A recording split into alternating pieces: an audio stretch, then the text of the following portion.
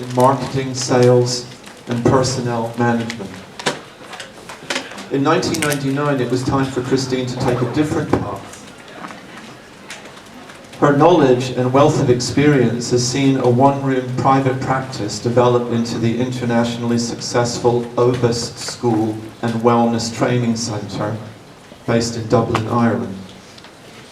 Over the years, working as an IFPA and ITEC school principal, Christine has developed a strong passion for working therapists in building a holistic practice holistically. Christine, thank you.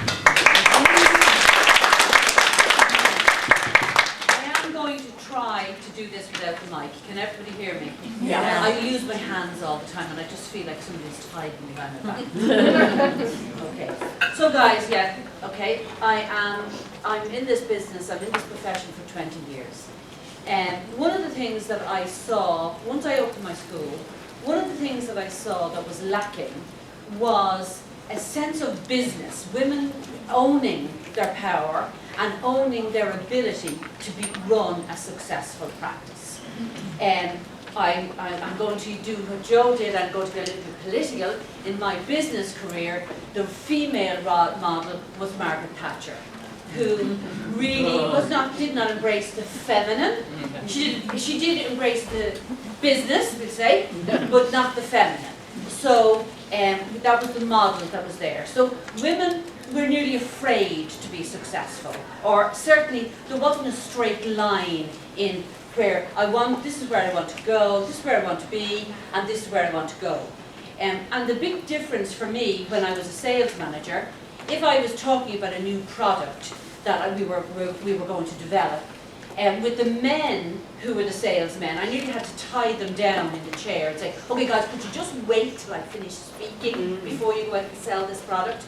Whereas with the women, they wanted to stay to the very last word, and then I nearly had to say, you can go now, girls. Okay? So there was just a whole different attitude, and the women were just as successful saleswomen as salespeople, but it was just the difference between men and women. So when I started my business in the school, and I opened an Obus School and Wellness Centre. So my school is my school, and we teach a full range of complementary therapies, massage, aromatherapy, Chinese medicine, lots and lots and lots of things. But the Wellness Centre I opened up 16 years ago. And that Wellness Centre incorporates the building in which my school is now in. And at the back, as part of it, we also have a 2-room clinic. Now, all of the people working in that clinic are graduates of Obus. Okay, and we have 12 therapists working there, okay, and they work different hours, okay. We've gone from 0 therapies to over 300 hours of therapy in this clinic every month, okay, and we have, and the whole purpose of me putting all of this under an umbrella, as a part of it also, we run wellness classes, yoga, Pilates, meditation.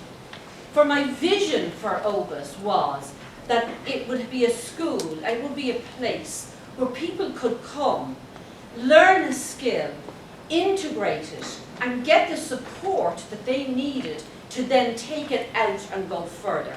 My school logo is a feather, and it was to incorporate the idea of wings. That Obus would be a wings under which we would all be risen up. Okay, that I would bring my business skills, which lots of people don't have, and I understand it's a skill, and I'm very grateful for it as a talent. Okay, but there are people in this room who are substantially better therapists than I am. I'm a good therapist. I am a good teacher. I'm not the best in this room, but I have a lot of business skills, and I want to bring us all up. I want us all to own our power and be as successful as you want to be. There's the key, as you want to be. If your model is only based on, well, I want to be as successful as that person, or that is success, okay? The first thing you've got to decide is, what is your version of success? Well, for me, my version of success is that I can pay my bills, that I am good at what I do, and that I have a balance in my life. And yes, I run an internationally very successful school, right? And success was measured for me when my mother, at the age of 90, I had her at, I did all her, the consultants, where she had to, if she ever had to go to the doctor, I brought her, because I wanted to monitor what medication they put her on. So when my mother introduced me, we were sitting in a queue waiting to go in to see the consultant, and my mother said, oh, this is my daughter, Christine, and she looked at the woman and she said, everybody should have a Christine. To me, I immediately said, that I am. So in that moment, I knew I was successful. Because I have a successful career. I have 30 people working for me, right? But my mother still thinks and knows that she was a very important, special person to me, right? That's the balance, right? So, but in the striving to be successful, we forget ourselves, we forget why we started. Now I'll go into the talk. I'm kind of not going to read the to the slides. Is that okay? Okay. So, next. Okay. So, the most important thing to do is to look at, if you want to be, and yes, we are a profession, but we are a business, okay? It's a professional business, it's a holistic business, it's all, but guys, it's a business. Get over yourselves and get on with running a business, okay, right? Don't get caught up in the nuances of trying to make it fluffy and make it acceptable to people who don't understand that this is a business as well. I want to be a holistic therapist when I sit in front of you. I want to be 100% there for you, and I think I achieved that with all of my clients, and I certainly achieved it with my mother. The busyness of my life never detracted from that relationship, okay? But I also have to run, I have to schedule myself, I have to be on time, I have to do what I said I'm going to do, okay? So it is a business, okay? And we have to feed ourselves when we do it, okay? We stand in front of our clients, we give them all this lovely home advice that we were trained in school. Now make sure that you have a bath. And here's a nice blend for you. You know, this is how you have an aromatic bath. And make sure you vaporize some oils. And this is a good oil to help you relax. How many of you, put your hands up, who had an aromatic bath in the last week? Okay? Okay. Who had an aromatherapy or any kind of holistic treatment in the last week? Who had one in the last two? Who had one every week for the last month?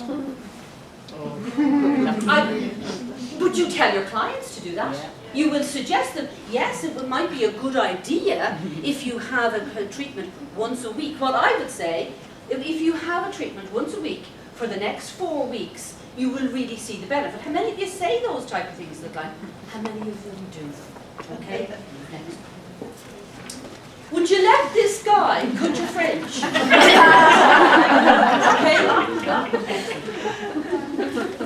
Would you take fitness advice from him? Is this you? Is this you behind the scene before the client arrives? Okay? Or in your life? If these are you, your client knows it. Okay? Right? You can dress it up in a beautiful uniform, vaporized oils in the hall before they come in, but if these are you in your life, they know it.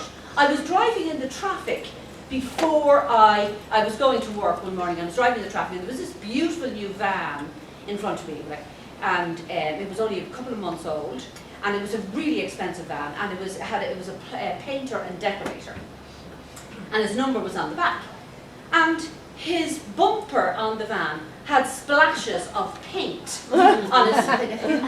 Who would let this guy into their house? I wouldn't even let him in to give me a quote, because he probably has all paint on his feet. Right? But that's exactly the same as this guy's. Right?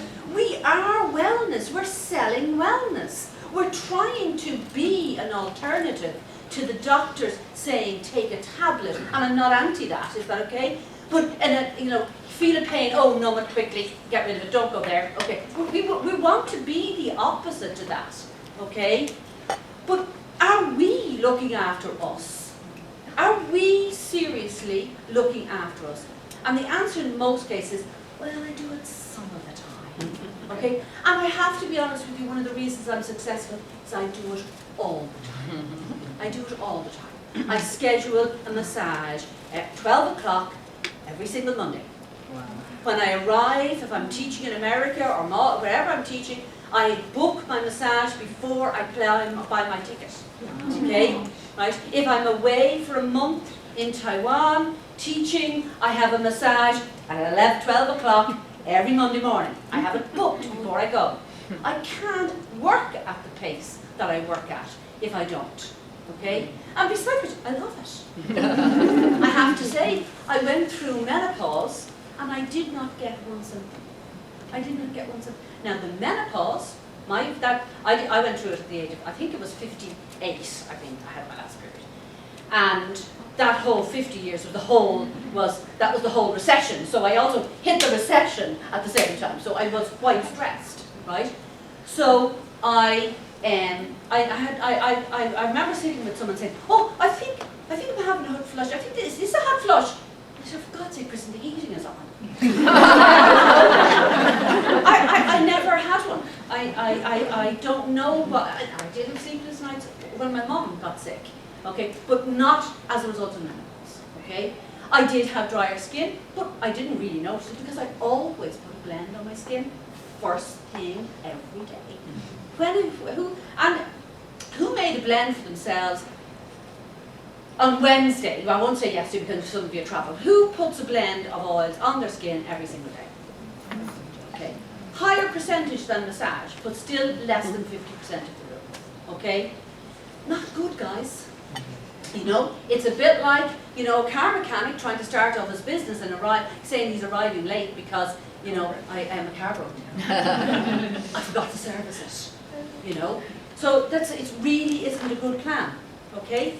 Now, my guru during the change between the corporate scene and my own business, okay, was Stephen Covey. And he's a Mormon, and he did his, you know, they have to go off and try and evangelize people. Anyway, he did his training in Ireland. I didn't know that. But some of his wit is very Irish. So I think that might be one of the reasons why I like it. But it's the one thing I come back to. I come back to this square all the time. And if you get confused about what is important to you, well then you do lose focus. So the first thing I would ask you all, before you start work again on Monday morning or whenever, is to sit down and give some time to say, what is important to you? Like, what is important, okay? You know, and you will have to say, before you even do that, I would say to you, if someone says to you, what do you do? What do you answer? Do you say, oh, I'm a aromatherapist? But do they even know what that means? Like, have you actually told them anything except used a few words, okay? So when I was full-time an aromatherapist, this was my elevator speech. This is what I said. And they said to me, someone said to me, what do you do? Now remember, they're asking me, this is a potential client. I don't want them to come along like, life insurance saleswoman. People say, oh God, she's going to be at it again, let's leave the room. Okay, but they're asking me, I'm going to tell you. So when they would say to me, what do you do? I'd say, I'm a multidisciplinary aromatherapist. I offer massage, reflexology, Reiki, and Reiki with my aromatherapy treatments. I run a home clinic. I offer weekend and evening appointments. A lot of people come to me for stress, aches and pains, anxiety, sometimes depression, and actually a lot of the time just general wellness. There's my card. Does that explain what I do? It explains what I do, why you would come to me, and when you can have an appointment. And it sounds like it rolled off my tongue. It didn't. That took hours and hours. Okay? Take the time to write your elevator speech. how can anybody know what you do if you cannot explain it?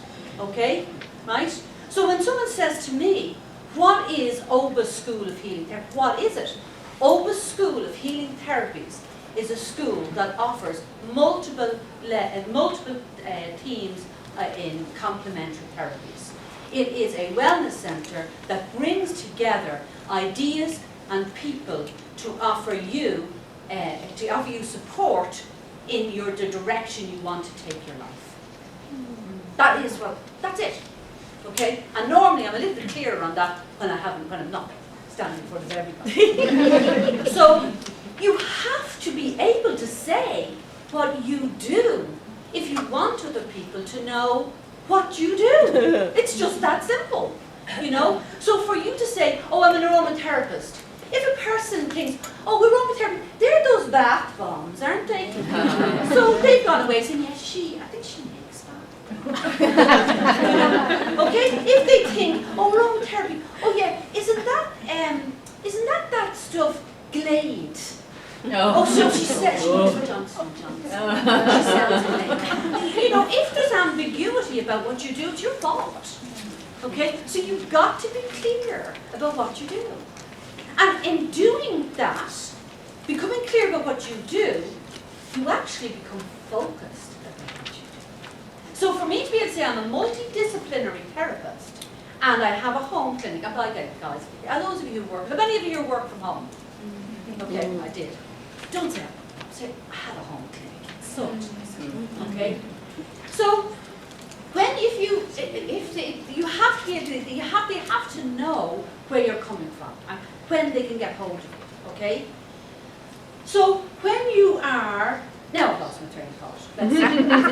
Okay, yes. So when you can stay focused on where you're going, when you know what you're doing and you can stay focused, then you can stay focused.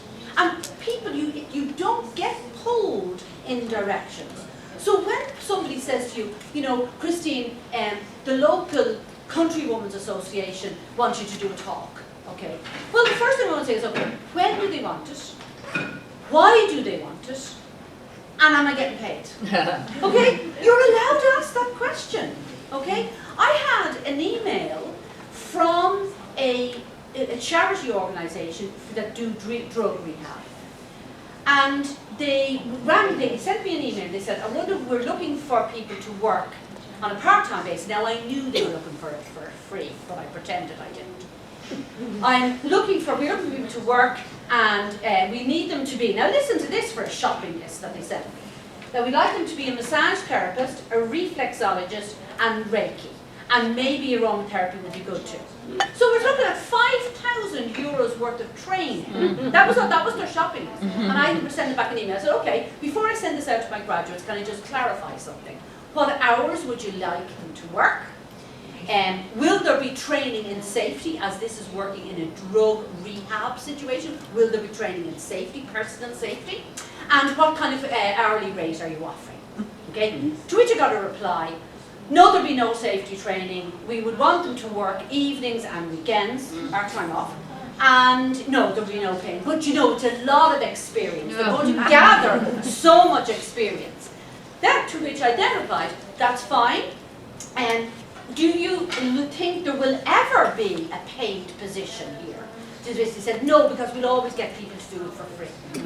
And I said, I won't be sending your email to my graduates. I would not insult them. I'm quite have to reply. Does that mean I don't ever do anything for free? That's not what you're to take from that. Okay? Yes, I did lots of work free when I was building my muscle of confidence. But there comes a time when you have to value what you're doing.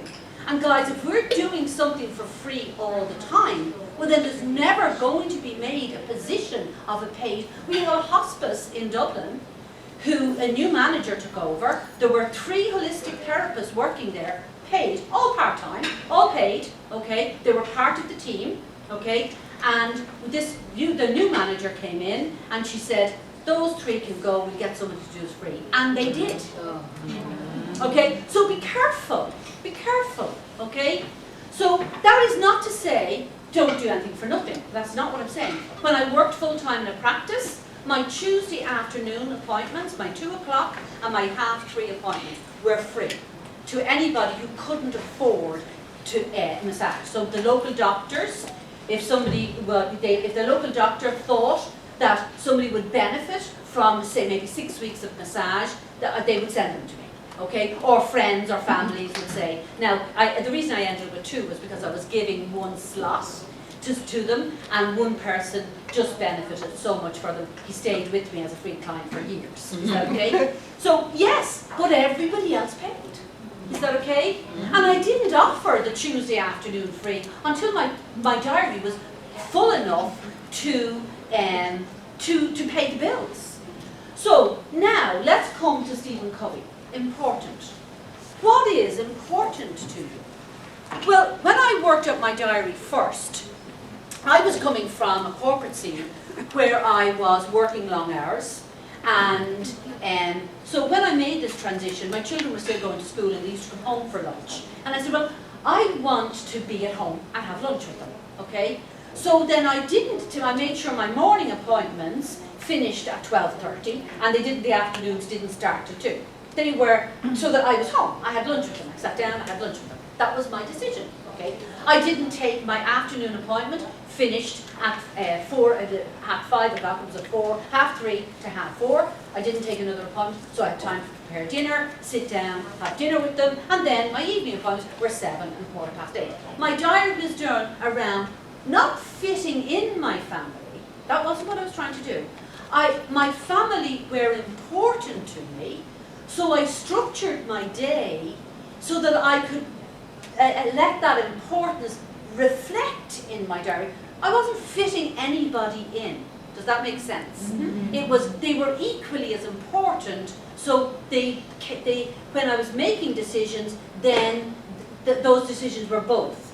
And when I said to my children, when I decided I was going to work from home, I sat my 2 children down and said, okay guys, I'm going to work from home. This means when I'm working, you can't use my therapy room is upstairs. You can't use the upstairs bathroom, okay? Use the downstairs bathroom, okay? And you're to keep all the internal doors of the house closed, so when I'm bringing the client upstairs, I don't want them seeing into the rest of my house, okay? And I said, during those hours, the television will have to be on, okay? And I said, guys, the trade-off for that is, I'll be here for lunch, I'll be able to do this. And they said, okay, Matt, we can work with that, okay? And then one day my son came home from school, and so my son then said, okay, Matt, we need a bit of reminding, because, we need kind of a bit of help to prompt us here. So we said, how about you put a do not disturb sign on your clinic door, okay? I said, okay, I can do that. So my son came in, and I was sitting in the den, downstairs. I hadn't got a 4 o'clock appointment, and I was sitting down reading a book, okay? And my son came in, which I didn't know, and he used to always just look up the stairs. He'd see the do not disturb sign, and then he'd know what was the terrain like. And of course, I'm in the den, sitting reading a book, and I've left the do not disturb sign on, right? And then I came out of the den about a half an hour later, and he's in the kitchen. He said, Ma'am, have you not got a client? And I said, oh no, I didn't have a 4 o'clock. He said, Ma'am, you have the do not disturb sign. I said, I wanted to watch the TV. He said, come on, you want it one way, it has to be 2 ways. And he was right. Now, so what's important to you is worth negotiating, right? But guys, you can't negotiate properly from a point if you don't know what's important to you, okay? So give yourself some time to sit down and see what's important. So Stephen Covey suggests there's 2 measurements of time. One is called urgent and one is called important, okay? So the first square there is urgent and important. If you can see, this is urgent and important, okay? So this is something that's important to you. You need to get it done. This is called problems. Let's get them sorted. Urgent. The heating has gone in your room. It's below 0. The free room is freezing, and there's a client on the way in. Okay. So intuitive thinking. Let's get something or something. Okay. So this is the problem. You need to get it sorted. We jump in and out of that square. The more we're not in that square, for bad English there, but the more we stay out of that square, the less stressful our life is. But it isn't possible not to jump in and out of that square. Is that fair enough? Yeah. So, The next square is not urgent and not urgent but important. This is where you want to live your life, okay? So, but you need to know what's important to your value system for you to be able to stay in there. So when I'm writing a course, right, shortly after my father died, my mother regularly left the house without her keys because she'd lived in this house with this man for over 50 years. There was always somebody in the house, so she never thought to check, have I got my keys, okay? So for the first year after she died, I regularly, because my number was the number she knew off by heart, okay? So she'd go into a neighbour, Christine, so I'm writing a course, I'm on the deadline, okay? Now, I want my mother to be able to ring me and say, Christine, I know I'm disturbing you, I forgot my keys. I want her to do it guilt-free, okay? So it's important, this is on a deadline, this course is on a deadline, but you know what, Christine, maybe you're going to have to stay a little bit later tonight writing it, okay? But it's important that it's not a problem, Ma. Stay where you are, reach in a few minutes. Is that all right? So I get in my car, go down, and I don't just open the door and run off because it's important that the next time it happens, she picks the phone up guilt-free. She's not going to do it guilt-free if I open the door and say, there you go, Ma, try not to forget your keys, for God's sake, and run off. That's not going to work. It's important that this relationship is as I want. So I say, Mom, well, are you sure you have time for tea? I said, well, I have, of course I have. Yeah. Now, one cheek of my bum is on the chair, and the other one's so, this is important. Put both cheeks on the chair. Now, I might not finish the whole cup of tea, but I will. So do you see, when you know what's important, the fact that, yeah, do you know what? There might be a few typos in the handouts I turn out tomorrow. I don't care. Because that's not as important as arriving to deal with my mother. Do you see the difference? Yeah. Now, if you're so caught up in, oh my God, the typo, you can't spell something wrong in a handout. Okay, do you know what? I think if I hand a handout one of these days that doesn't have a typo, I think I'll say, okay, who has taken over my body? Right? I'm not saying I aim for typos, is that all right? But something somewhere else happened that might be just a little bit more important. Does that make sense? Yeah.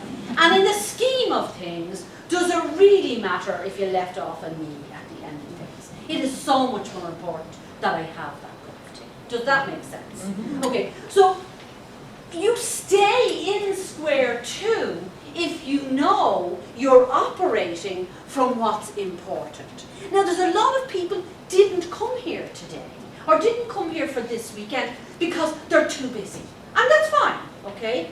But is your knowledge, is your community, is your sense of pride and confidence in what you do important to you? Of course it is. Then it's important to turn up to things like this. Okay? And this one was cheap. Okay? So your sense of community, right? The sense of community, and that's what we are building. That is what IFBA is building. And I think you will all agree there was a magnificent energy in the last 2 years. And that is not to say take from any of the other previous committees, because we're still alive after all this length of time. Therefore, everybody is working hard to achieve that. But we are building a community. And that community is made up of our Facebook page. We have 2 Facebook pages. Does everybody know we have 2 Facebook pages? The public, the private. We are posting all the time. We're there for you to lean into. I see fantastic conversation in it. You have conversation where somebody's asking an idea, somebody else comes up with another idea, and it's one of the few groups you can be a part of where there isn't negativity and slagging off somebody else. It's open, and the more we use it, the more it will become a stronger and stronger community. The more it becomes, the stronger it becomes, the stronger we as individuals become. And I know we can all be focused on it at the multi-level marketing companies, and yes, they all irritate the crap out of all of us occasionally. But you know what? So what? They're not us, okay? You know, we just have to lean in, what we are good at. And we're good at our education, we're good at our professionalism, we're good at our safety, we're good at all of these things. And they're not. So, you know what, we win, right? Okay?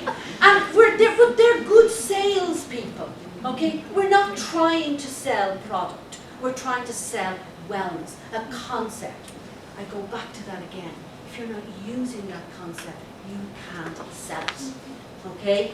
All right? You have to, it has to become important to you, so that when somebody says to you something about somebody else's product, you can own it. Like people, I walk into a room and people say, what are you wearing today, Christine? Right? Okay. It's not that I try to smell like an aromatherapist, I just am. Okay. Right? So urgent and important. So if you have a home office and you're working from home, okay, so your friend who is off on a Wednesday decides, oh, Christine's off, okay, I'll pop down to her to see her. I'll have lunch with Christine, right? Okay? But this is your work day. You've allocated this as a work day. Yes, you don't have clients, but you've got to work to get clients. So if you have no clients, that's the day you're working to get clients. Or you'll have no clients next week either. Is that okay? So this is a work day. If you've allocated it to be a work day, just because you're sitting in your kitchen, don't decide to clean out the fridge. Okay? You go upstairs or you go into your office and you take out your social media and you say, okay, let's do 4 posts, let's schedule a few more posts, let's send out a text messages, let's redesign my prices because actually I've learned a new lovely abdomen massage because I went on that course and I'm going to advertise that. Where can I do talk? You do something to advance your business. Okay? Sales will not come in on their own.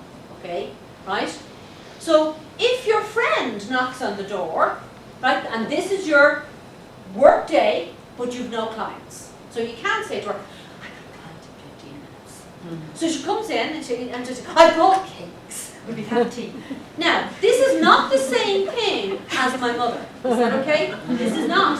Is that okay? This is a work day.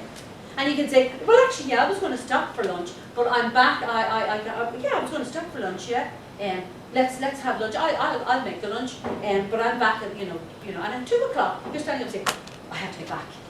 You can't. The fact, and you can say, well, she's my friend. She's going through a hard time.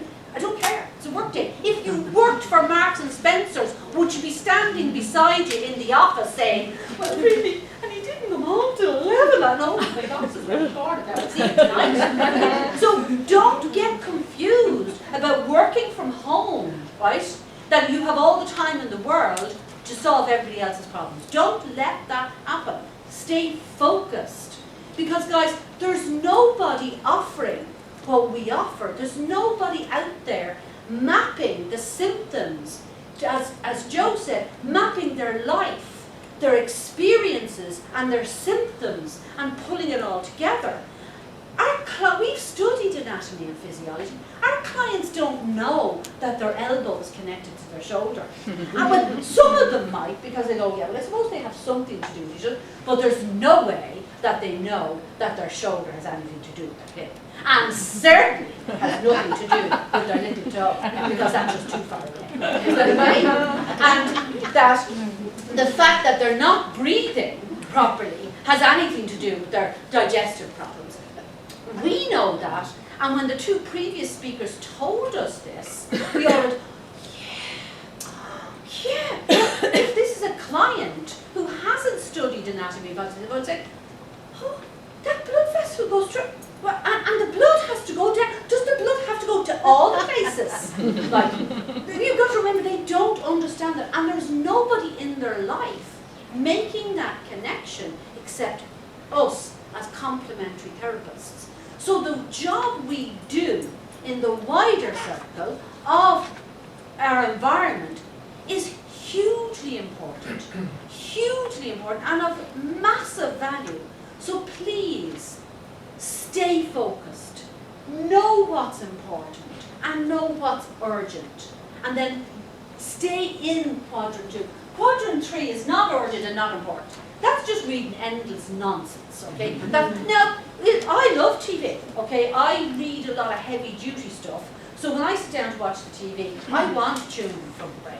I don't want to have to think, oh, Colin, I don't want to be saying to my husband, sorry, where was that person last? Oh no, I can't be following that. My brain's too full. So I want all gooey and all these kind of moves. That's what I want. I'm ashamed to admit what I want because it's so trivial. But that's my switch off. So is television? That's important too. But I don't watch it for 8 hours a day.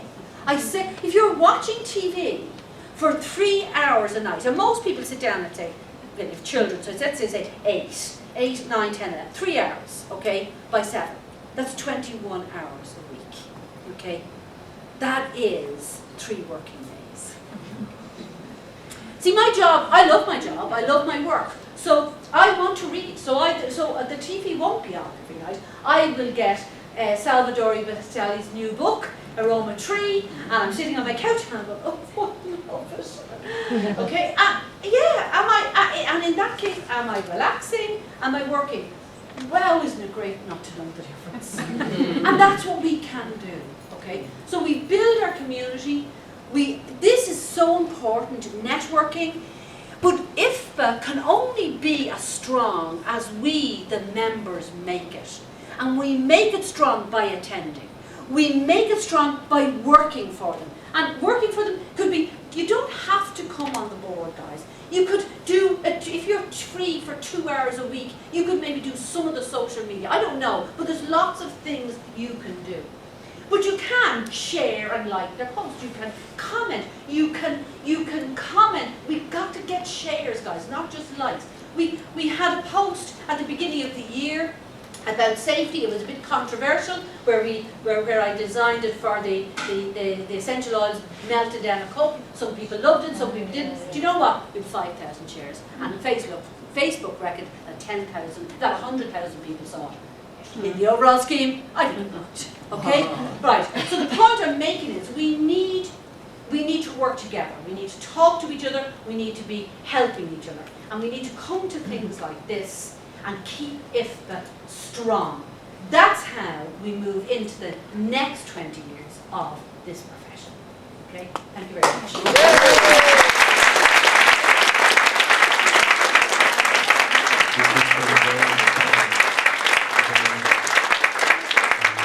Any comments or questions